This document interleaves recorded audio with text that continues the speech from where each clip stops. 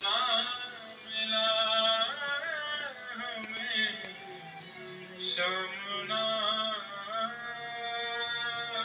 मिला।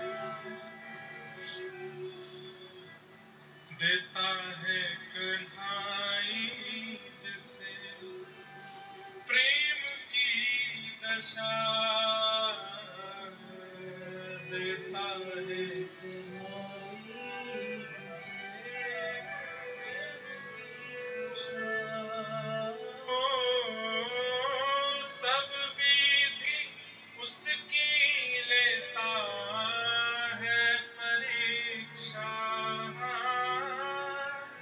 सब विधि उसकी लेता है परीक्षा। एक बात बंधुओं में कथा में कहता हूँ, परीक्षा उसी की होती है जो कक्षा में बैठा होता है, जो बाहर बंक मार के घूम रहा होता है, जो अध्यापक की दृष्टि में आता ही नहीं है, उसकी परीक्षा नहीं होती।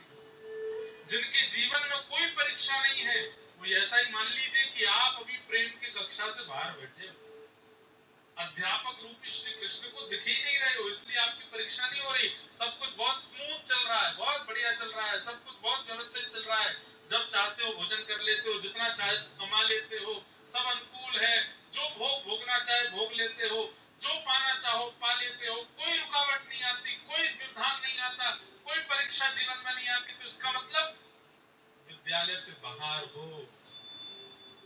जिस दिन विद्यालय में प्रवेश करोगे, अध्यापक की दृष्टि में आओगे, तो अध्यापक तो परीक्षा लेता है। जिनके जीवन में परीक्षाएं आती हैं, तो सौभाग्य मानिए अपना, श्री कृष्ण देख रहे हैं, इसीलिए परीक्षा आती है, ठाकुर जी की दृष्टि है, इसीलिए जीवन में संकट आ जाते हैं। बस घबराइएगा नहीं, परीक्षा पत्र को लीजिए, अपने गुरुदेव का स्मरण कीजिए, और गुरुदेव ने जो जो सिखाया, जो जो पढ़ाया, जो जो सुनाया है अपने वचनों से, उनका स्मरण करके भर दीजिए उस परीक्षा के पत्र को, उस परीक्षा की घड़ी को पार कर लीजिए अपने गुरु के वचनामृतों को स्मरण करके।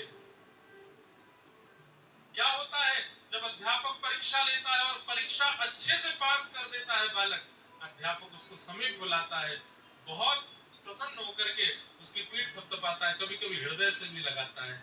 ऐसे ही ठाकुर जी परीक्षा लेते हैं। जो व्यक्ति अपने गुरु स्मरण करके, गुरु वचनामृतों को याद करके उस परीक्षा से निकल जाता है, उस जीवन की घड़ी को पार कर लेता है, ठाकुर जी हृदय से लगा देते हैं, वाह मैं तो बहुत प्रसन्न, मैं तो बहुत सुखी हूं।